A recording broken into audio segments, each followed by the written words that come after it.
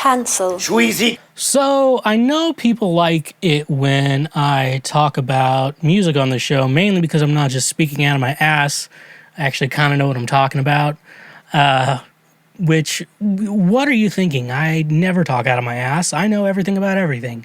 So why are you trying to tell me who I am and, Pretty bold of you little fucks to assume that I'm not God. But anyways, though, I think it's this is the appropriate time and place, for me to talk about my favorite, and this is my favorites. Your favorites aren't on this list for a very reason. Man, because I didn't like it. Because this is what I like. This is what I like this year. This is the music of 2021 that I really enjoy. These are the albums. I'm going to go with albums. I'm an album guy. I've always kind of been an album guy. So I just want to talk about all the albums. You know, I've basically all the albums I've listened to and all my thoughts on them. So I have a top 10 list on my top 10 favorite albums. So I have 10 albums that I enjoyed this year. Now, I know people are probably going to disagree with me. It's like, why didn't you put this specific artist that I really like on the list this year? I'm like, well, maybe I'll discover them in 2022. But as for right now, I didn't listen to them this year. And if I talk about an album I didn't like, and you're like, but I like that album, that's okay. You can like that album. I'm not shaming anyone for liking or disliking anything I say here. Music is a personal preference that I believe everyone should have their own right to like and dislike whatever music they like. I've said on the show before that you could go, scientifically and go into broad steps to talk about why an album is bad, why a song is bad, why a song is good, and just how smart it is and how dumb it is and why it's bad, why it's good. But at the end of the day, if you sit and listen to a song and you enjoy listening to that song, it doesn't matter if it's the best song ever made or the worst song ever made. You made it. It's your song. So that's all I can say. Come on, Mark. Don't be stingy. And so another glass of wine. So here's to feeling good all the time, which means we're drinking for the audio-only listeners. Hope the compressor makes this whispering better.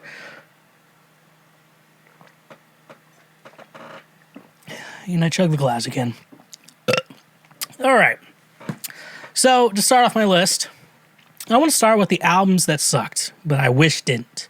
If it did suck and I'm not mentioning it, there's a reason for that. Like Weezer's, every Weezer album, besides the Blue album, especially Pinkerton. Especially Pinkerton sucks. So I'm going to talk about the albums that sucked, but I just wish they would have been good albums. Like, my heart wants them to be good albums. First up, we have Bleachers, Take the Sadness Out of Saturday Night. Bleachers is one of my favorite bands. I think in regards to when Bleachers came on the scene, let's start out. Like, Steel Train was a great band when he collaborated with Nate Roos of The Format to create Fun. Incredible. Then Jack Antonoff started Bleachers, Strange Desire, just a phenomenal album that I can still just fucking dig to this day, and I just love the deep emotional type of stuff that it goes over. It gets to me. It truly is. It's just a great album. Then he released Gone Now. It just kind of piggybacked off of Strange Desire, but in a good way to make it new, with all these fresh new ideas in regards to what is Bleachers music. And so I just love Bleachers. And anytime they have a concert, I'm going to make an attempt to go see them. This is the type of guy you're getting. This is the type of guy you get. But just when I listen to Take the Sadness Out of Saturday Night, it just sounded way too generic. And I wish it didn't sound so generic. Like, I could listen to this album front to back, and the only song that stands out to me is Chinatown. And the only reason why Chinatown stands out to me is because Bruce Springsteen features on it. Like, that's the only reason I'm like, oh, that's Bruce Springsteen's voice. Back to Jack Antonoff's voice. And there was this idea, like, Bleachers kind of started off as this idea where it was like this, like, obviously Jack Antonoff is from New Jersey, so New Jersey is always going to be kind of a part of this music, which is fine. I think, I love Springsteen. A lot of other artists from Jersey I definitely love. But then there was always this weird old and new production style that kind of mixed together in this like just unique way. Jack Antonoff would produce music, and like he produced my favorite Taylor. Well, he was one of the big producers on one of my favorite Taylor Swift albums, and then he did Folklore and Evermore. You know, he's just a phenomenal producer. And just to think that Take the Saddest Night of Saturday Night was just such a generic album, and it just disappoints me. Like, it disappointed me. This album is not that good, and I mean, like, my Chinatown girl is the only thing I can remember from the album. Listening to it, and like the couple times I have listened to it, like that's the only thing I could get was just Bruce Springsteen on it. Like that's the only thing. It's just maybe lyrically, you know, Jack Antonoff's life is too good, and just his. Sometimes when your life is too good, your lyrics kind of suck. It's just it's how life is, and this is the type of guy you get. That's just my theory. Like sometimes when your life is too good, your lyrics suck. You may be able to help other artists make their sad lives make good lyrics, but sometimes that's the way it is. And Take the Saddest Night of Saturday Night, I wish with my whole heart that would have been a good album, but it just ended up not being. It's just a super generic out. Like if you were like, hey, Bleacher, if someone went to me and be like, hey, can you produce a very generic Bleachers album? I'd be like, yeah, this is the album I would make. Like, and I wouldn't put any heart or soul into it. This is the album I would make. And I don't know. The part of me, like I say, this album sucked, but I wish it didn't. That's the big thing. And I know Jack Antonoff can do better, but it's, I don't know. This just disappointed me. This album just disappointed me so much. I just wanted it to be good. It just wasn't, folks. I'm sorry. Next on the albums that sucked, but I wish didn't. Ed Sheeran's Equals. So I think Ed Sheeran's albums have all progressively gotten worse. This is his fourth studio album, I believe, plus, and then Divide. No, it was Plus, Multiply, Divide, and then now Equals. Plus, his first album, Orange cover, just very good. A-Team, Lego House, and then other songs on this. I wanna be drunk when I wake up on the right side of the wrong bed. It's just, that album was so good. That album was just so good. Then Multiply came out, and like it had some good songs in it. I liked a lot of it. Speaking Out Loud's a great song. The song about Ellie Goulding, supposedly about Ellie Goulding, a great song too. You know, some other songs on there, you know, were okay, but I mean, this album was good, but it wasn't as good as Plus.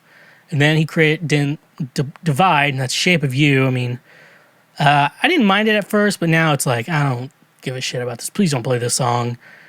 We were just kids when we fell. It's like, make a generic love song. And I mean, it had some good songs on it. And I generally enjoy the album, but, you know, and I'm like, well, this was still not as good as Multiply, or definitely not as good as Plus, like 100%. And then we got this album, Equals, where Bad Habits is a fun song. I've changed my mind. When it first came out, I was like, I don't know if I like this. Well, I've changed my mind. I think I like the song. You know, bad habits lead to break nights, standing alone, conversation. And then, I don't know, the music video is stupid, but I like the song. But then the other song, I'm like, nothing stands out to me as like, ugh. Like, when a good album comes out, like, you just like, and you listen to it like right when it comes out, and you can be like, that's gonna be a hit. You just know songs are great.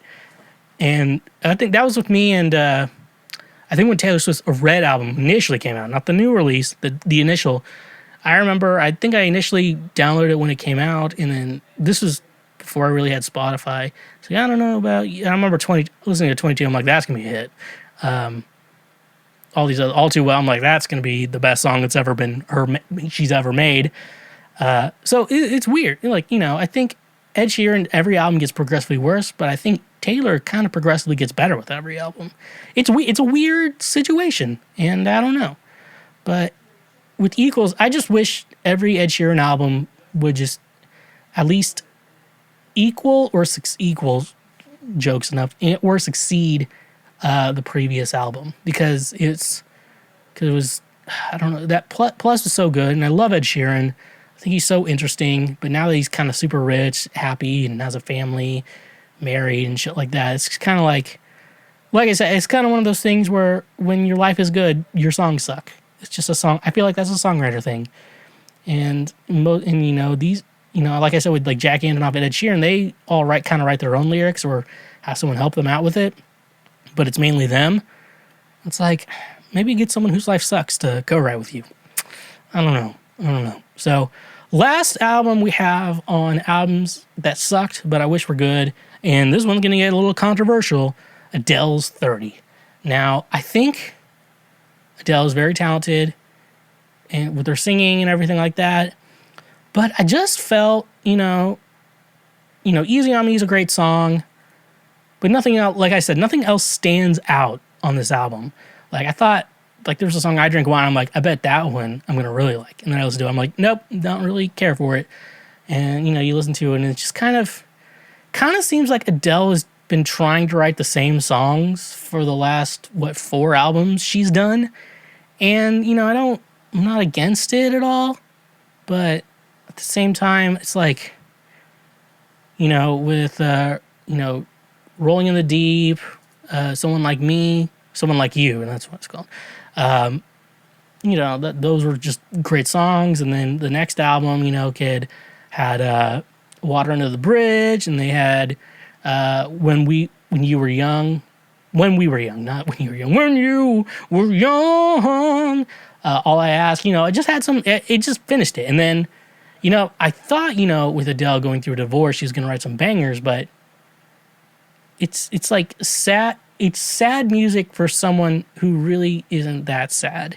Like, I know she's upset with her divorce, and I'm not going to try to say anything about her feelings there, but I don't know. I think this is just her making the same album again, and without any standout hits. I don't know. If I was a record label person trying to think here, listen to a song and be like, I know what a hit sounds like. Listening to this album, I'm like, I mean, Easy on Me is good, but I don't hear any other hits. You know, I don't know. That's the thing. And I don't know. And I just think maybe the problem with this Adele album is that she tried to make the same album again. And I don't think it works like that. So, yeah. So those are albums that sucked, but I wish were good. So now we're going to go into my top 10. I do have an honorable mention section we'll go into before we get to number 1. So without further ado, let's get into my favorite albums of 2021. First up, we got number 10, Lil Nas X, Montero. So when I initially thought of Lil Nas X, I remember thinking it's funny, like when Old Town Road came out, and that was like his only really big hit, and then he kept releasing remixes of it, which, like, you know, in the record of top song of all time or whatever record he has for that, shouldn't count because they count remixes and stuff like that, or new songs and new features and stuff like that, which shouldn't count. I don't think that should count.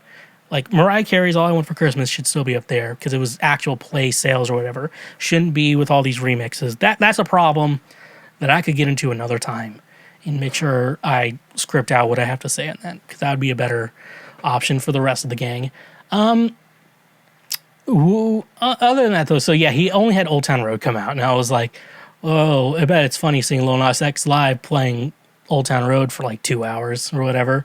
I'm gonna take my horse to the Old Town Road. I'm gonna ride till I can't no more. It was really, really funny. And I was just curious. I'm like, after that, he had that smash hit song in 2019, Old Town Road. Just, I think about it. I'm like, where is his, you think about this kind of in your head, but unless you're obsessed with him, you're like, where does his career go from here? And that is where Montero, the album, and the song, but mostly the album, is making sense. So, obviously, first it came out, Call Me By Your Name. I think I've talked a little bit more about this on the show, but like mainly, like, he's giving the devil a lap dance in the song, and he's selling fake Nikes with blood in them, which, first of all, Why would you just make it? You could be like, I'm selling shoes with fake blood in them or whatever. And I know you wanted to pretend to be Nike, so it'd be like a big brand, but that was just a dumb move. Someone should have been like, don't do that. Unless you'd be like, oh, we're selling this as a joke. This is a joke. We're not actually selling these. Yada, yada, yada. So, yeah. So, I don't know. And then I get into, what would they call it? Industry Baby? That's what it's called, right? Yeah, Industry Baby. And I, listen to that song. That one's just like a classic. And then when Jack Harlow, and I relate to this 100%, honestly, when I say this, I send her back to her boyfriend with my handprints on her ass cheek. Perfect. The perfect line. I love that line so much, where it's like it's kind of like, I hate saying the word alpha, but you know what I mean when I say alpha, and not like the Joe Rogan type of alpha or those guys. But it's like, I send her back with her boyfriend with my handprint on her ass. Like, I love that verse so much. I'm like, I wish I could have sang that verse, but also I think maybe Jack Harlow wrote that verse. But I wish Lil Nas X wrote that verse and be like, Schweezy, I want you to sing it. Because I'm like, that is my style 100%. And that is something that I need to do. I like that. So yeah, I would say, so number 10, that's Montero by Lil Nas X. Call me by your name. So yeah, that's number 10. Let's move on to number 9. Number 9 being Hot Mulligan was their EP. I Won't Reach Out to You, which I know, do EPs count on this album review list? They do. So I discovered this band, I would say back in September, maybe August. And obviously I fell in love with them 100% very quickly. It's like this, it's like new pop punk music that old pop punk music fans would love. And I'm like, sign me up.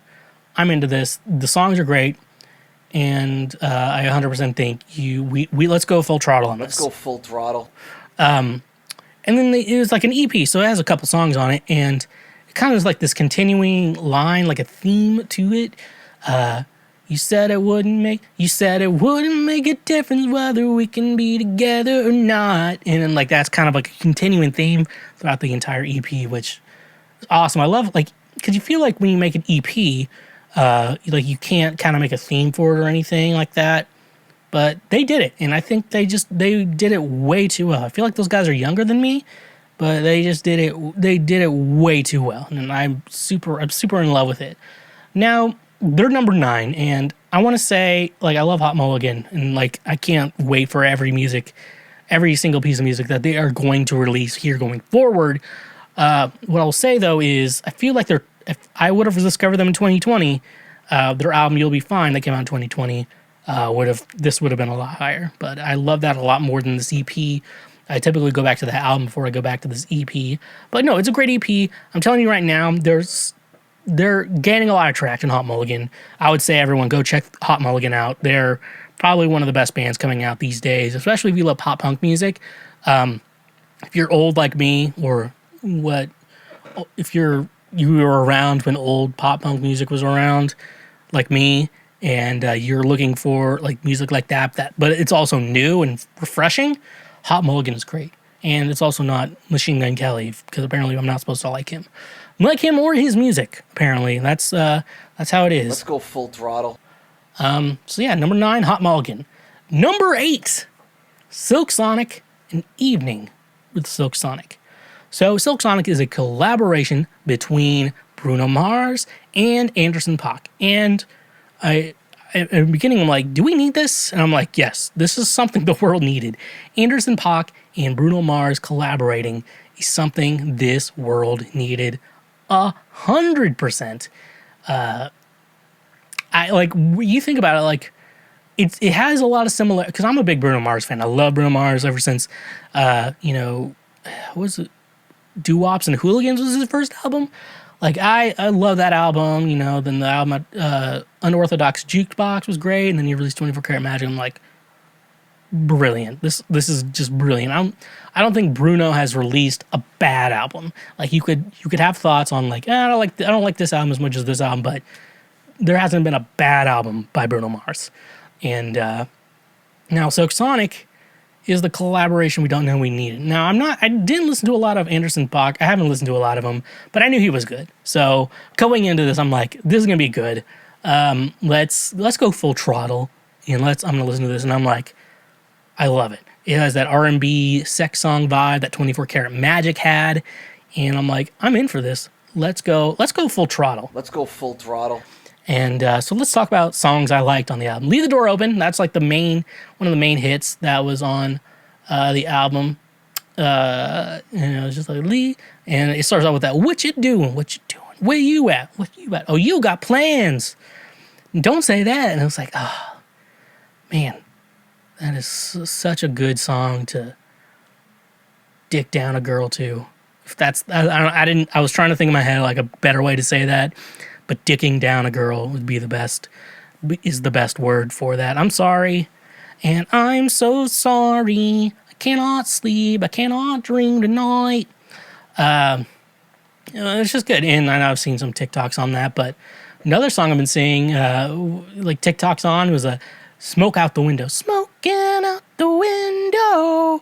And it goes that chorus. This bitch got me paying rent, paying for trips. Diamonds on her neck, diamond on her wrist. And I think I made a TikTok with that with Frankie, the pug.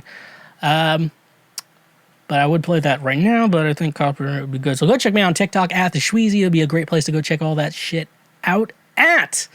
And then, Skate is another song on that. I think Skate, sorry, baby. It's just like a fun dance song. This album's just fun. And that's what I love about Bruno Mars albums and Anderson .Paak collaborating with him on this, is they're just fun albums. Like, Bruno's gotten deep on his older albums, but his latest albums that he's been writing, they've just been fun. They're just fun, deep, and just fun to listen to. That's something I love about it. So that's number 8. Number 7, Daddy's Home by St. Vincent.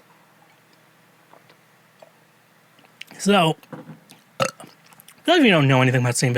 Vincent, the thing with her albums they're just such an experience. And it's weird because when you talk about like themes and eras, artists and stuff like that, there is a typical, like they have a certain style, aesthetic type of shit with that.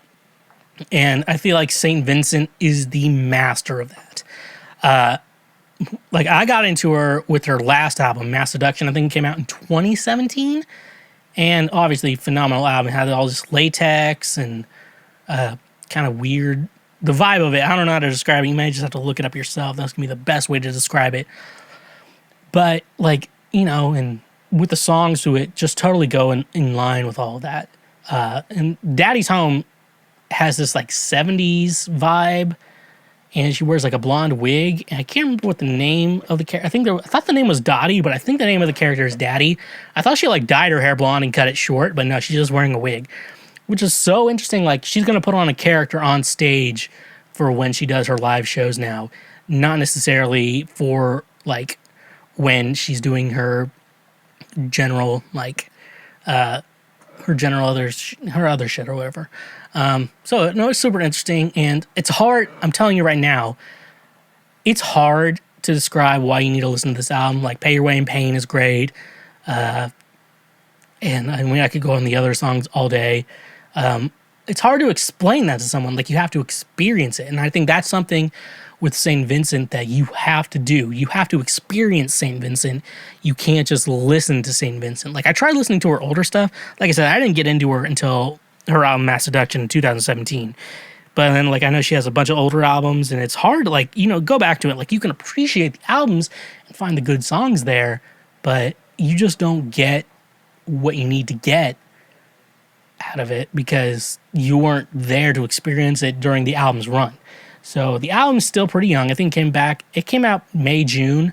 So you still have time to experience it and go full throttle. Let's go full throttle. With this album, I'm telling you right now, there's something with St. Vincent. You have to be there to like it. And I love Daddy's Home. It's always like the synths are great. It's synths and guitars. When synths and guitars can mesh so perfectly, that is shit I love. Good synths and good guitars. And she's obviously an incredible guitar player. Like if she wasn't, she wouldn't have her own guitar with Ernie Ball. That makes it so you can play if you have boobs. And I know you're thinking like, oh, a girl's guitar finally. I'm like, maybe a fat guy guitar too. I don't know. So that's number 7. That is Daddy's Home. Number 6, Casey Musgraves' Star Crossed. Now, I didn't get into Casey Musgraves until early 2020 with her album Golden Hour. I'm like, okay, I'm finally into this. I finally get what everyone's talking about. And now I get it. Yeah, I get it. It's just good songs, good meaning. It has that, Golden Hour is like a mix of pop and country, which I really liked. But, and it had that, with country, good country music comes down to it. I know there's the industry today that's always trying to make like these, we've got to make hits. And so we're trying to make pop country and shit.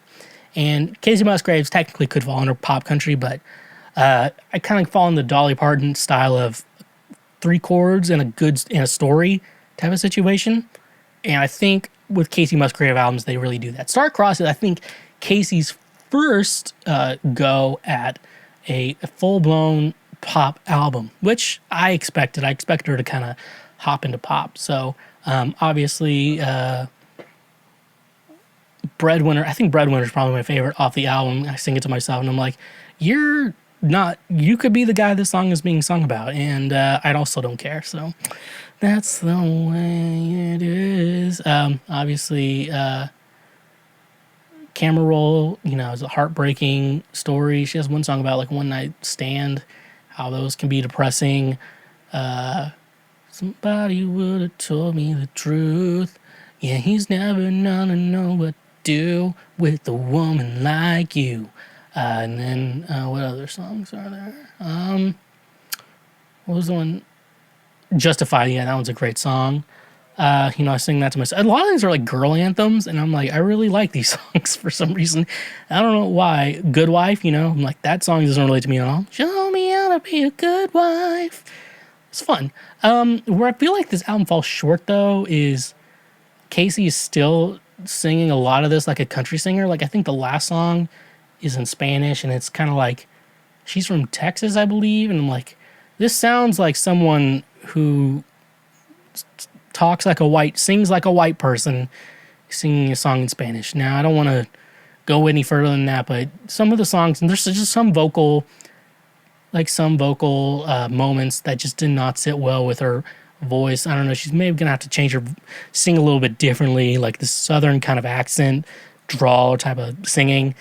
She may have to kind of step away from as she's moving forward with music.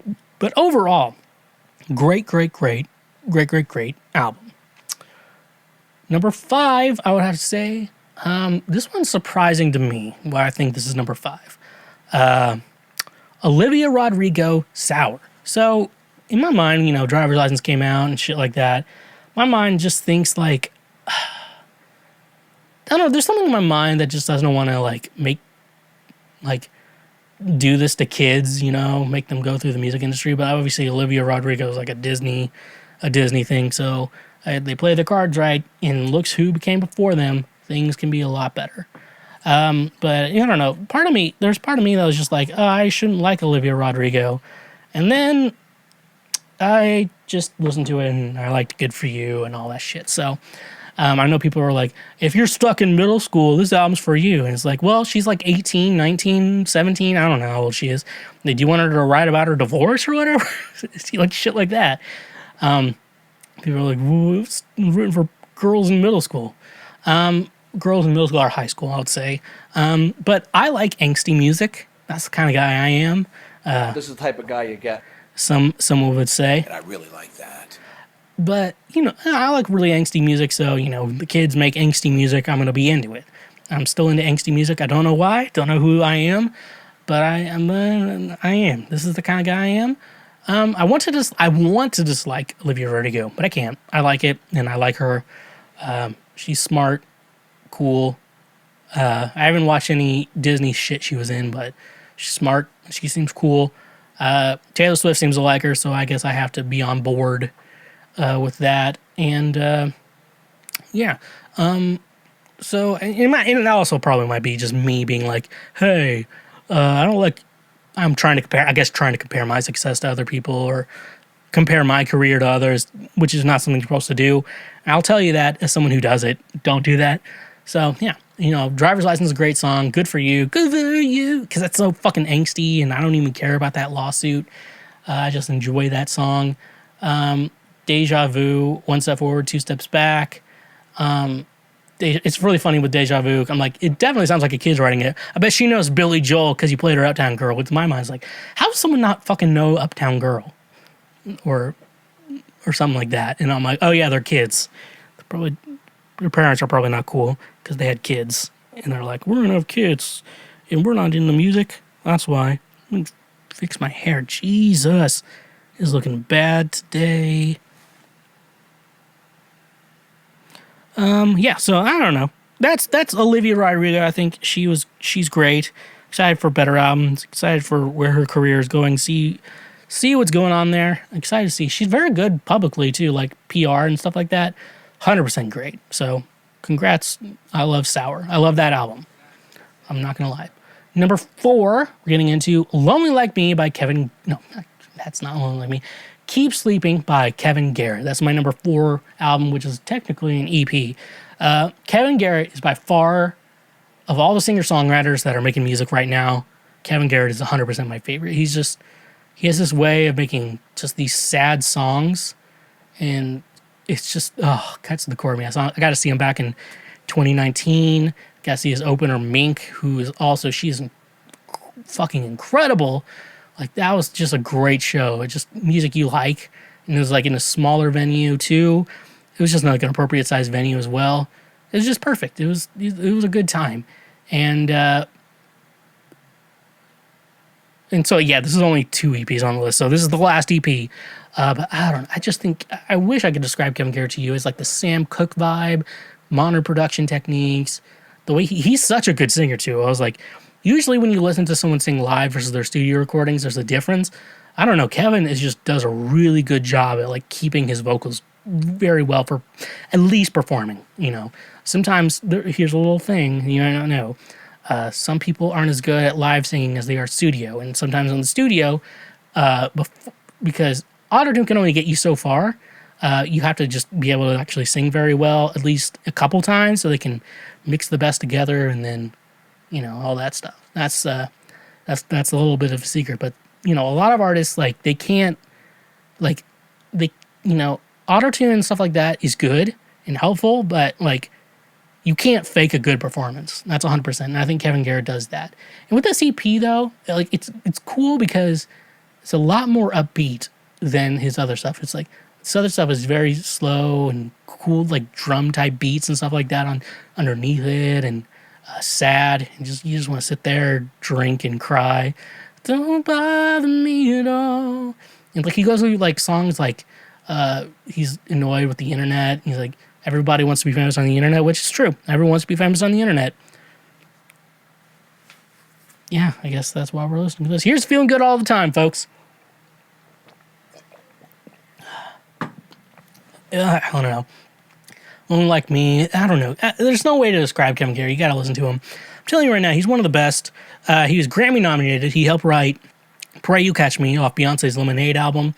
One of the best. Beyonce knows his name, folks. She actually knows his name. It's not like some random person. Beyonce actually knows his name. So that is a very cool thing. So you got to go check out. Number 4, Kevin Garrett, Keep Sleeping. Number 3, we have here John Mayer, Sob Rock. This album, I know people don't like John Mayer because he dated Taylor Swift, and now apparently we're not supposed to like him or whatever, but Sob Rock is a phenomenal album. I love it.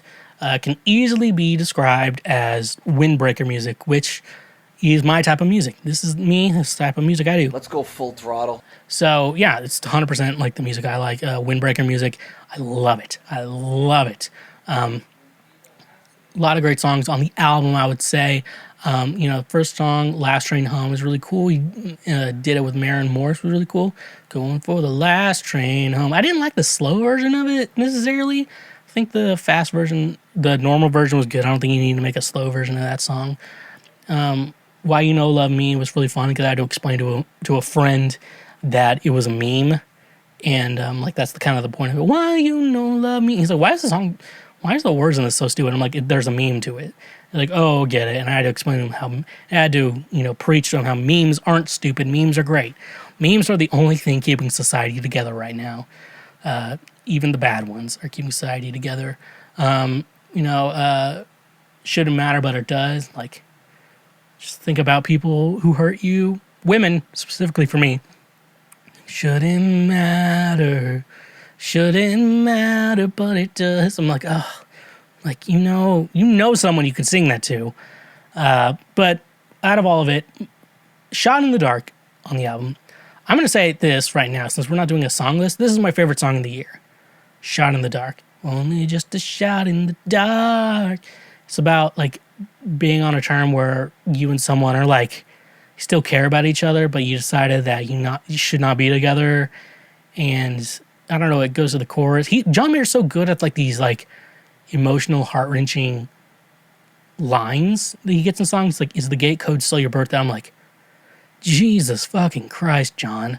Like, that is it. I don't know why that gets me. Is like you remember her birthday so much, and you remember her gate code to her apartment complex, and so you're at a point like, is the gate code still your birthday? So I can come over and see you right now, like in this sad attempt of desperation. I'm like, God damn, that song gets me. And like 7 other women, but they all were you. It's about talking to her in his dreams. I'm like, I have crazy dreams too, and some are just too real for me to even function correctly in the normal days. And so, it's just a great album, folks. It's windbreaker music, as I would like to say, so go check it out. All right. Number 2. Almost to number 1. Number 2, Bo Burnham's Inside. Yes. I'm counting this as an album. I know it was a Netflix special, but you could listen to the album on Spotify. I downloaded the album that I listened to too much. So if you're like a millennial and you don't appreciate this album, which means you're probably in the 1%, I don't know how you don't relate to this album. Like, I just don't know how any millennial does not relate to this album. Like, Bo Burnham's just a couple of years older than me, and it's hard. It's like he hit right to the core of someone. It just related to me so much. Someone with severe anxiety, going through a pandemic, thinking just the world's over, and just kind of wondering, where do I go from here? What am I supposed to fucking do with all this? So I had a hard time picking a favorite song off this album, but I have a couple I can talk about. Second track, Comedy, which is like he talks about this, like should I be joking at a time like this? Should I be doing this?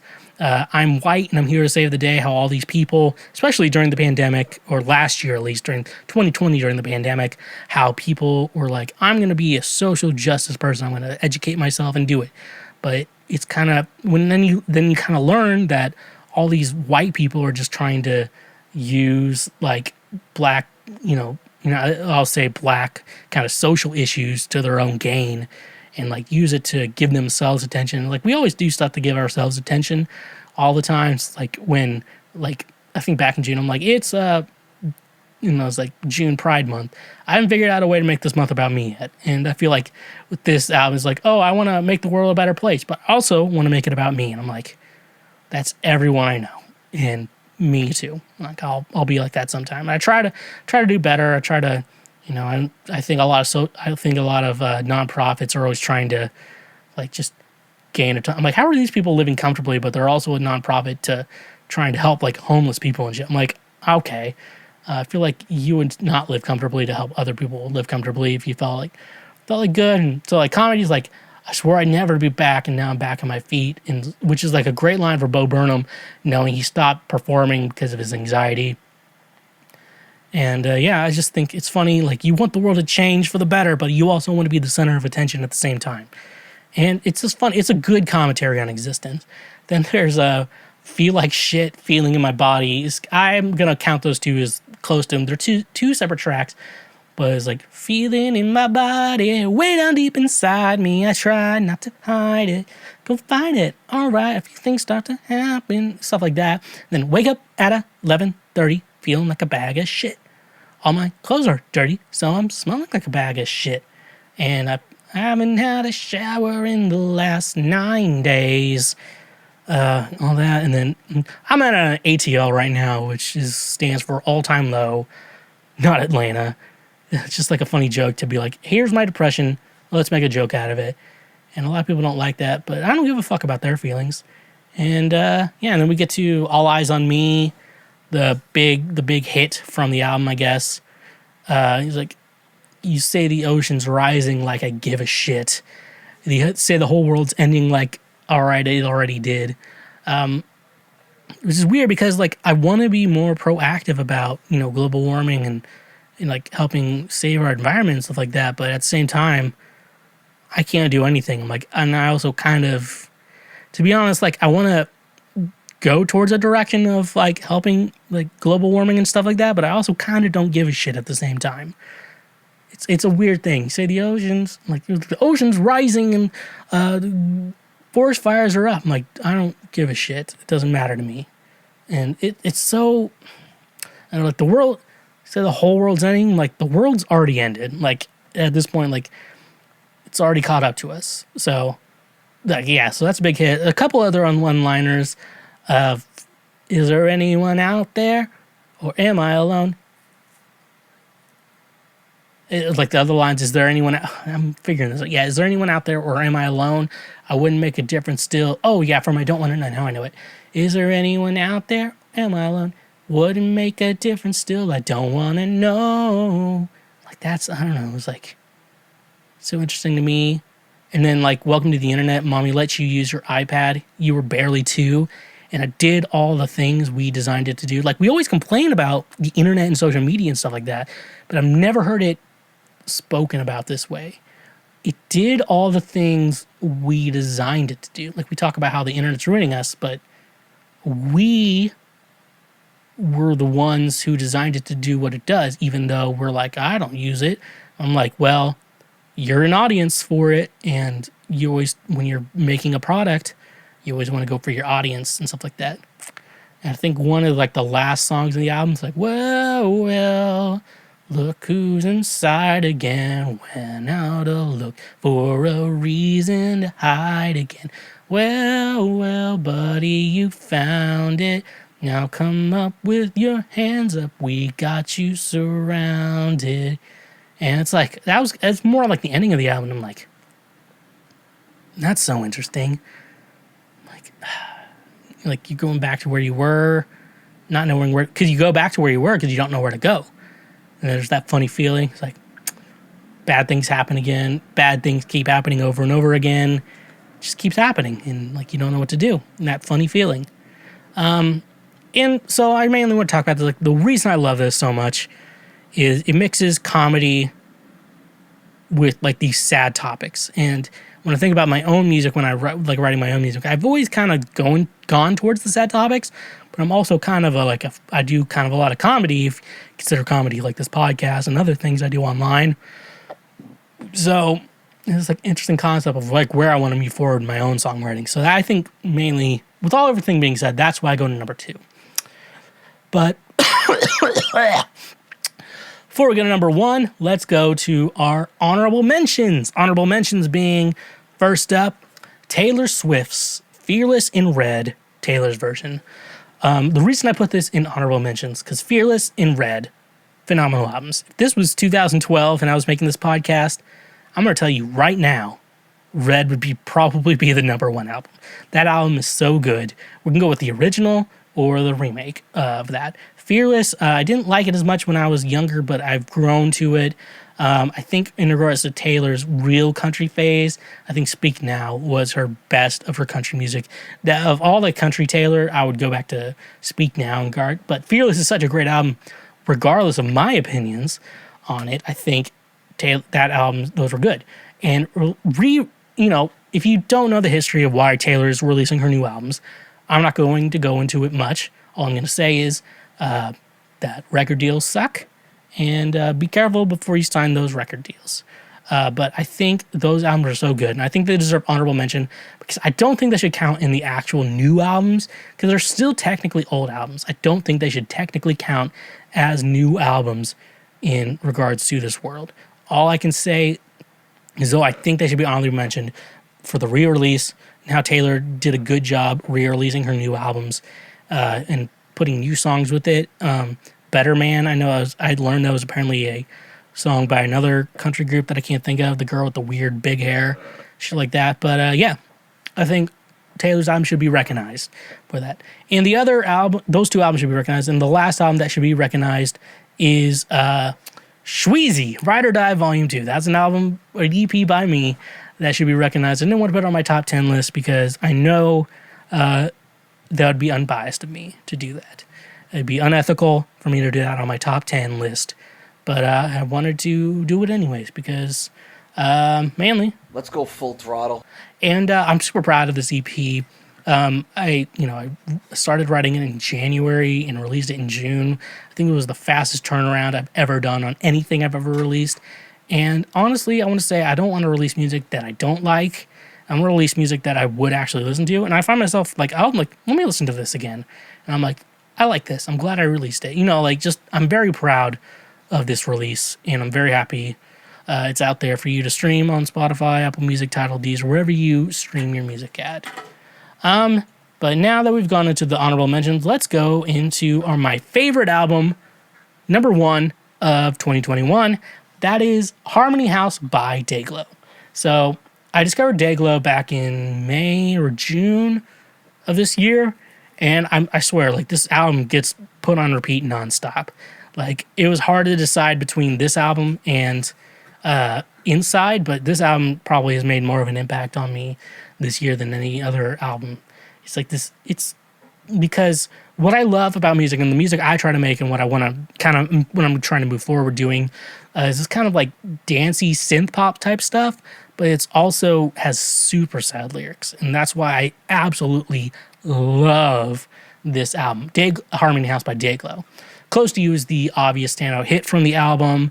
And it's just like the song, that's the first song I heard by Dayglow. And it's like trying to communicate your feelings. Communicate. I said that right. You got to communicate your feelings to someone, but you overthink every little aspect of the situation. And it can be devastating, especially with someone with anxiety. Like, you try to overthink every little situation, try to make everything good. And you're like, the standout line, I'm only overthinking when I'm close to you. And, she could reciprocate the same feeling. She may not. You don't know, but you're overthinking so much of the situation that you just can't do it. And then there's Balcony, which is this super upbeat song that you really dance to. And it's not until you really focus in on the lyrics that you learn how fucking dark this song is. If you didn't know, wish you would come from this balcony. You asking someone to come down from a balcony to talk to you. It's about unaliving yourself. A friend who unalived themselves, and you wish you could have talked to them before you did that shit. And it's super dark when you really think about the lyrics. But I try not to think about those lyrics when I listen to this song. Wish you would have come from the balcony, come down from this balcony. Wish you would have come down and talked to me. Oh, I wish I did not just see that. I'm like, it's about someone unaliving themselves. And so that's dark. It's a dark sentiment of a song to say. So yeah, that's it's a pretty dark song, and you don't really realize it. Like, if you listen to this song, I can't play it for you right now because of YouTube copyright and everything, podcast copyrights. I know those exist too, but maybe listen to that song. Medicine is also another song I really love.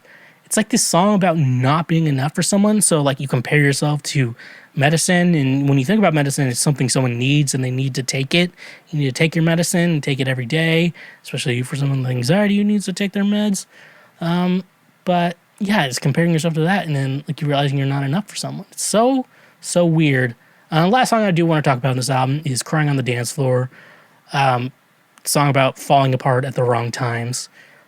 It's just, it's incredible. Like, I'm crying on the, like, when you see someone and, like, you realize you're not over them, like, oh, it's good. And portraying the situation of being like a dance floor, you're in a club or bar type of shit, and then, like, oh, I'm crying on the, and like, oh, I'm falling apart right now in the worst situation of all time. Yeah. So, Harmony House by Dayglow. It's my favorite album of the year, and it's gotten sad me talking about it, but I love this album.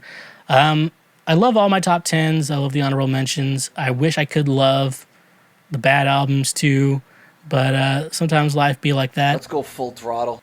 And you can't choose what artists make, but overall, I really liked a lot of this music in 2021, and I'm excited for 2022. See where we go from here in the world of music. Well, look at you. You just finished one of the many highlights from Cancel Schweezy. Glad you watched, and I hope you learned something important in your life today.